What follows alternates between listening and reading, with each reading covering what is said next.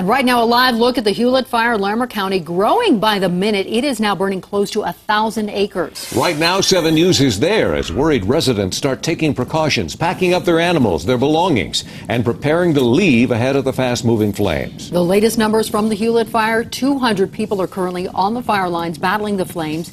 It is burning 982 acres. It is still only 5% contained, and still no formal evacuation orders. The weather is not helping in this situation. Firefighting efforts there as winds pick up and making conditions even more dangerous. Meteorologist Mike Nelson in the Weather Center tracking increasing winds and potential storms. 7 News reporter Jacqueline Allen having more now on what residents are doing to prepare. And right now we begin our team coverage with 7 News reporter Lance Hernandez.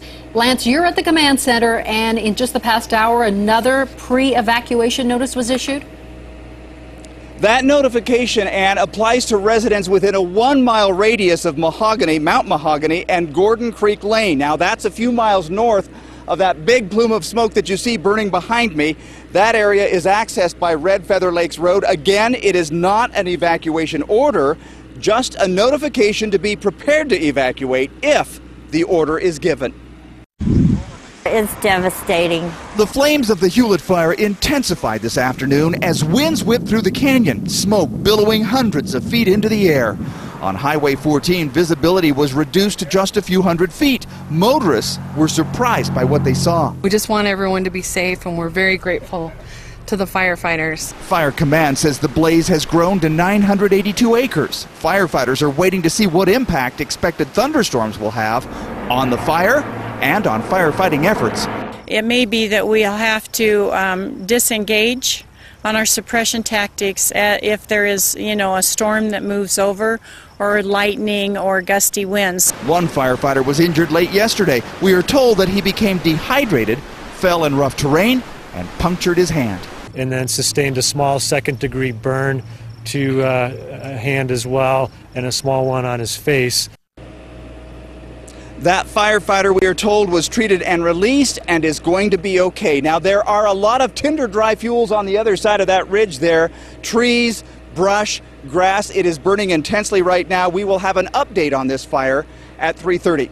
Live in Larimer County, Lance Hernandez, 7 News. All right, we'll check back with you. Thank you, Lance. We're continuing our team coverage now. Hot, dry weather continuing now, and the winds kicking up, making conditions very tough for firefighters. 7 News Chief Meteorologist Mike Nelson is tracking the conditions right now. Any relief in sight? For the weekend, yes, but for right now, what we're seeing on radar is more trouble than it's worth. There are some widely scattered showers and thunderstorms that have been developing. You can see them moving up toward the fire area.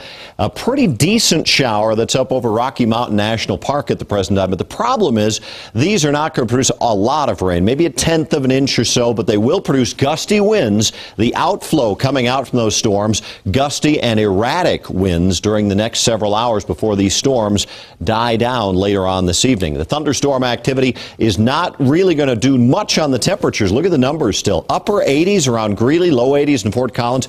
It is cooler under the showers, and the humidity comes up briefly, but the lightning and the wind hamper the firefighting efforts for the afternoon. Here are the expected wind speeds to take you through the evening hours. These are the sustained winds, so you can pretty much double the gusts, and notice they do drop off later on tonight. Tomorrow, it looks like a hotter, drier day, and by Friday, even warmer with stronger winds expected across the state. So there's not a lot of relief to be seen in the short term, just a little bit of this scattered shower activity that is part of a minor weather disturbance moving through the area. We will continue to see those scattered clouds and showers through about 8 o'clock, lighter winds, but mild temperatures expected later on tonight. More on the weekend, which could be more significant rain coming up in a few more minutes. All right, Mike, we'll look forward to that. Thanks. All right, let's give you a closer look now at the area that's burning. The Hewlett Fire is about 20 miles northwest of Fort Collins, 10 miles west of Highways 14 and 287, near the Hewlett Gulch Trail in the Poudre Canyon. Again, it has burned 982 acres so far, and our live team coverage continues right now with 7 News reporter Jacqueline Allen live on the northwest side of the fire. Jacqueline, you found some homeowners already taking evacuations into their own hands.